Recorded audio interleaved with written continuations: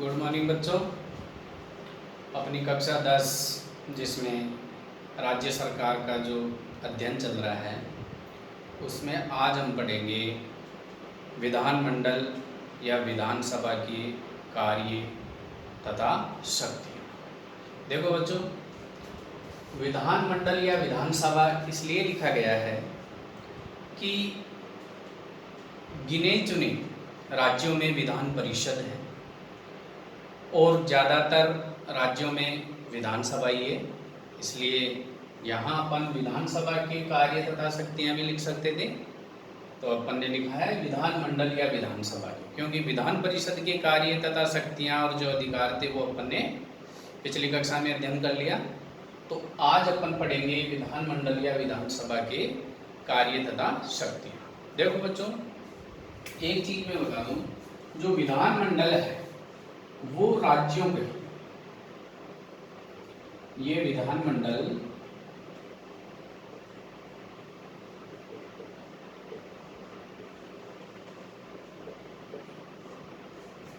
राज्य की व्यवस्थापिका होती है।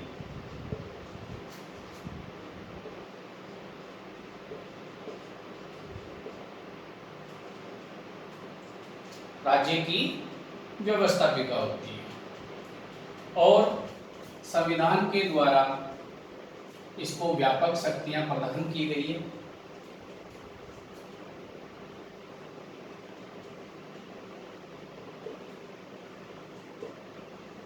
व्यापक शक्तियां प्राप्त है।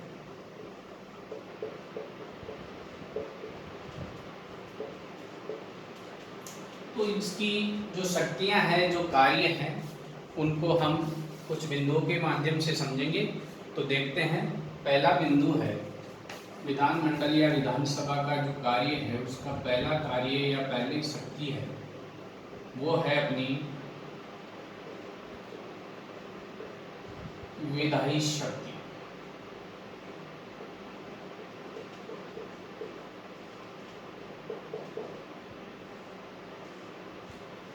देखो बच्चों, विधायी शक्ति या जिसे कानून निर्माण की शक्ति कहते हैं वो विधानमंडल या विधानसभा को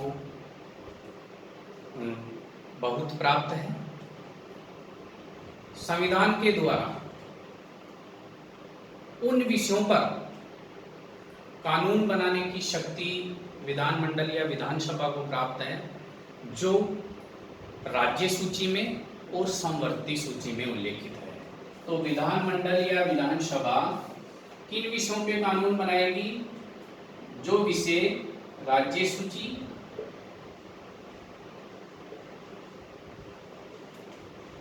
एवं समवर्ती सूची में उल्लेखित है, उन विषयों पे विधानसभा या विधानमंडल कानून बनाती है। और इसके साथ में जो साधारण विधेयक होते हैं,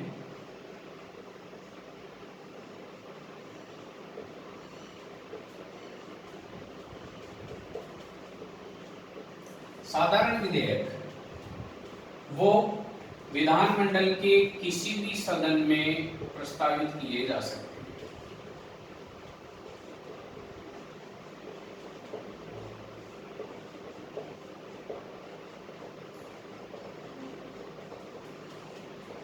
किसी भी सदन में प्रस्तावित किए जा सकते हैं।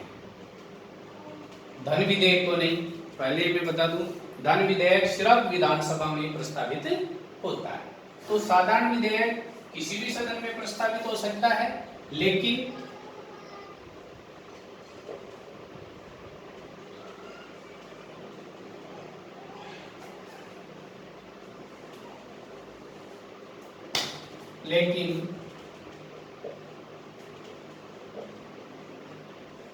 इसमें भी, साधारण विधेयक में भी अंतिम शक्ति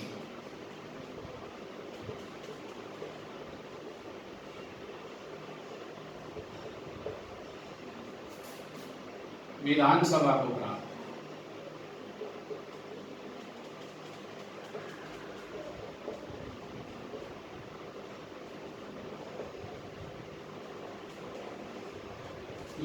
विधायी शक्ति में बात आ गई।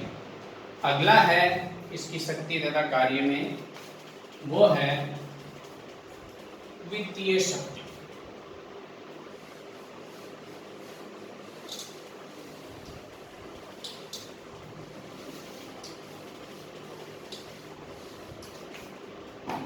दूसरा कार्य है और वो है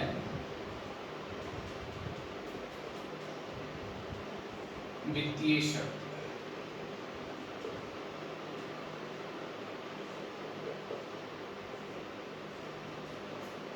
देखो बच्चों, वित्त से संबंधित जो भी कार्य हैं वो विधानसभा के पास में शक्ति है। वित्त के ऊपर जो पूरा नियंत्रण होता है वो विधानसभा के पास में होता है। विधानसभा में ही जो आय व्यय का लेखा जोखा है, बजट जिसे कहते हैं, विधानसभा से पास होने के बाद में ही वो पारित होता है। इसी प्रकार यदि जो संचित निधि है उसमें से हमें धन निकालना है तो वह भी विधानमंडल से पारित होना चाहिए। तब विनियोग विधेयक जो होता है उसके माध्यम से हम संचित निधि में से धन निकाल सकते हैं। तो इसमें जो वित्त है उस पे पूर्ण नियंत्रण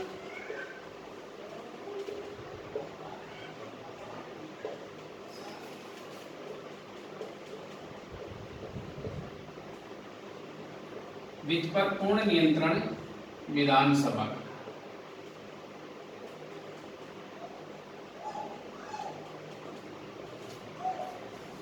अगली बात समझ में, वित्त पर पूर्ण नियंत्रण विधानसभा का है।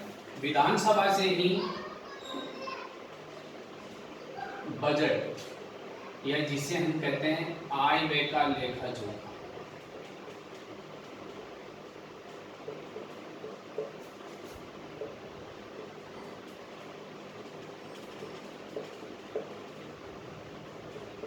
ये विधानसभा से ही पारित होने पे, विधानसभा से ही पारित होता है तब ये प्रस्तुत होता है आय व्यय का लेखा। दूसरी बात इसमें आई कि विनियोग विधेयक,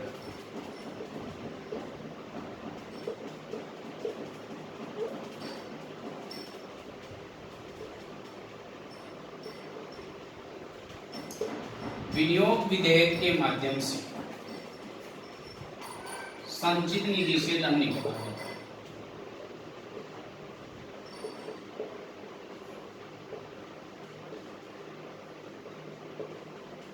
धन निकाला जाता है।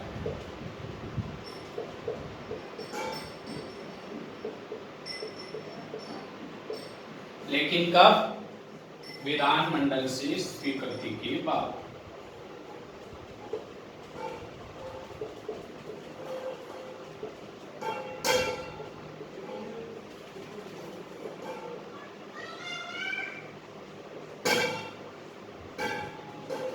विधानमंडल की स्वीकृति के बाद। तो ये वित्तीय शक्ति हो गई। इसी वित्तीय शक्ति में बार बार आ रहा है, मैं आपको बता दूं, जो धन विधेयक है,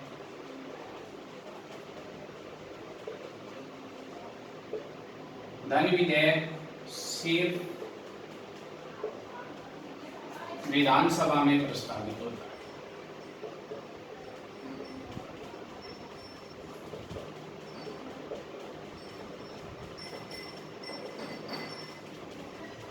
ये हमें ध्यान रखना। तो ये वित्तीय शक्ति हो गई। अब अगला है, इसमें यही कर लेते हैं अपन,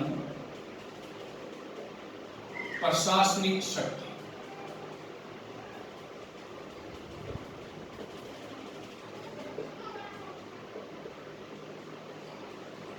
देखो बच्चों, ये जो शब्द है प्रशासनिक शक्ति, ये भी सेम टू सेम शब्द है, या अपन इसे बोल सकते हैं कार्यपालिका शक्ति।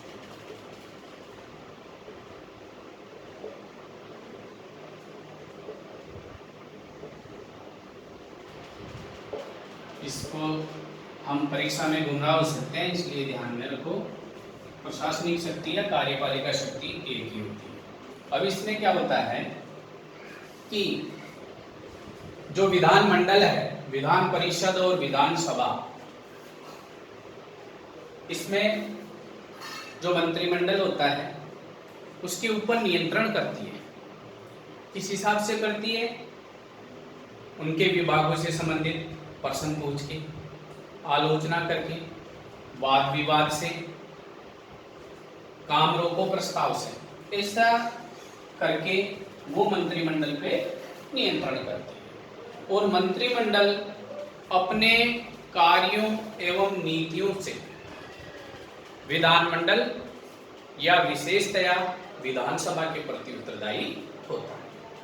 यदि विधानसभा में अविश्वास प्रस्ताव पारित हो जाए तो मंत्रिमंडल समाप्त हो जाता है।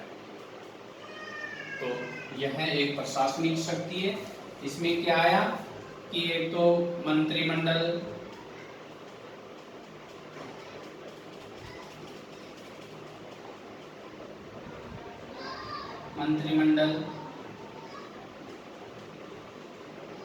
विधानसभा के प्रति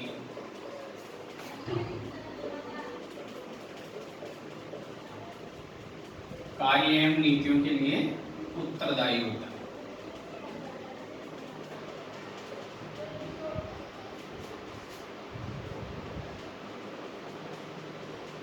अब यही चीज विधानसभा में अविश्वास प्रस्ताव आ जाए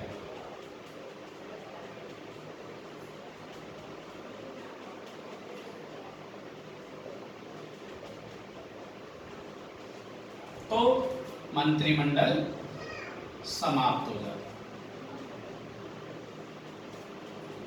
है। अविश्वास प्रस्ताव आते ही मंत्रिमंडल समाप्त हो जाता है। मंत्रिमंडल पे नियंत्रण विधान परिषद भी कर सकती है और विधानसभा भी। कैसे? प्रश्न पूछ के, वाद विवाद से, आलोचना करके, काम रोको प्रस्ताव करके, निंदा प्रस्ताव करके, तो वो इस प्रकार नियंत्रण ये प्रशासनिक या कार्यपालिका शक्ति में होता है। अगला है अपने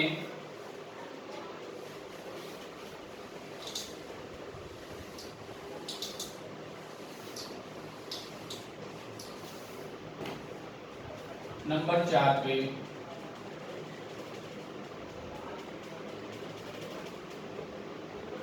संविधान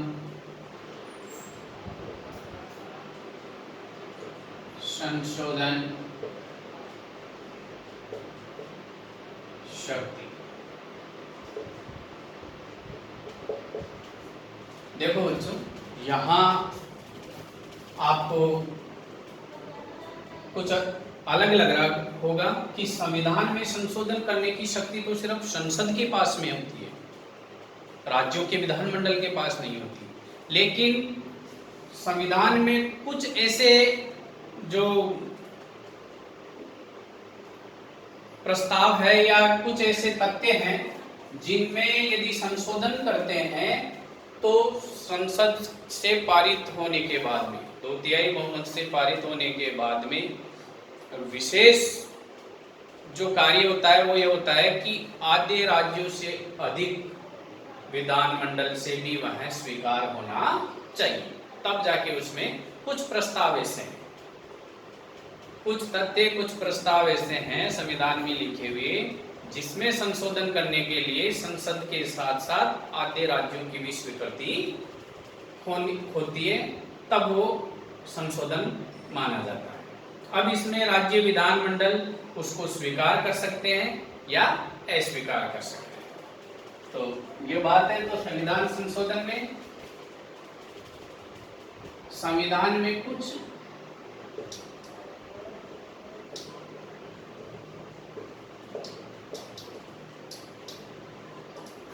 प्रस्ताव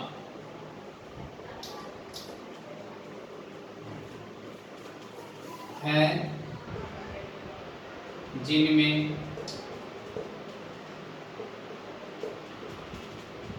संशोधन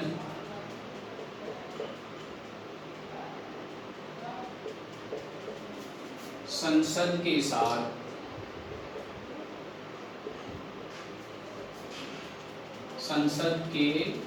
साथ आधे राज्यों से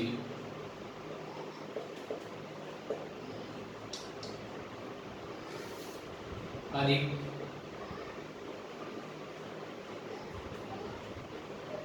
विधान मंडलों द्वारा स्वीकार हो या पारित हो। तो कुछ ऐसे तथ्य होते हैं तो जिनमें उसको स्वीकार करना पड़ता है। जैसे अभी अपन ने वो देखा था नागरिक संशोधन अधिनियम CAA या उसी को CAB बोलते हैं। CAB बाद में ये हो गया CAA। तो इसमें ऐसी जरूरत पड़ी थी। तो इस प्रकार की जो शक्ति है वो संशोधन में राज्यों को भी कभी कभी हासिल हो जाती है। आगे है 5वें नंबर की जो शक्ति है वो है निर्वाचन संबंधी शक्ति।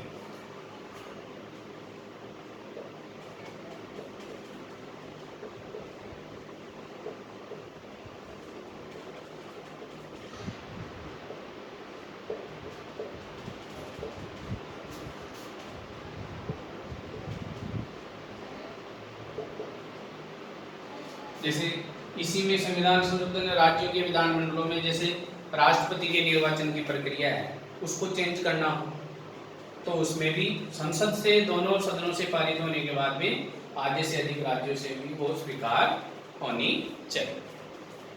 अब निर्वाचन संबंधी शक्ति में क्या होता है बच्चों कि विधानमंडल के जो सदस्य हैं या जिसे हम कह सकते हैं विधानसभा के सदस्य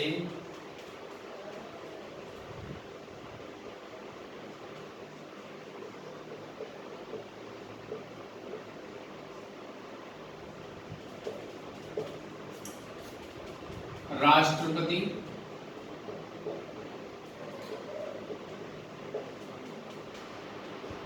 एवं राज्यसभा राष्ट्रपति एवं राज्यसभा के सदस्यों के निर्वाचन में भाग लेते हैं। ये निर्वाचन संबंधी शक्ति विधानसभा को प्राप्त है। इस प्रकार विधानमंडल या विधानसभा की कार्य तथा शक्तियां आज अपना समाप्त हुआ। आज इतना ही। जय हिंद, जय भारत।